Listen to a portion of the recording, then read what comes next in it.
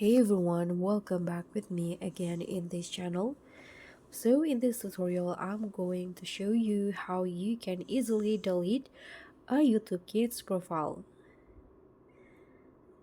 So if you want to remove a profile that's no longer used on your YouTube Kids application, this is how you can do it easily on mobile.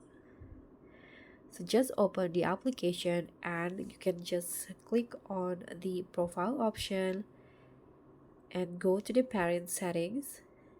Here you need to enter the passcode to enter the parent settings, and now you can see that I have two profiles on my YouTube Kids application.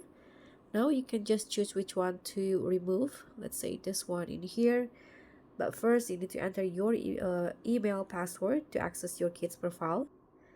Hit on enter. Okay, so this is the profile that I want to delete. So it's pretty simple. You can just click on the three dots icon at the top right corner, click on delete this profile, click on delete again to confirm, and just like that, the profile has been deleted.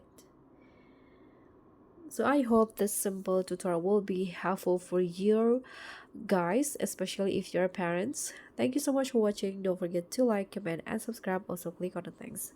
I'll see you in the next tutorial.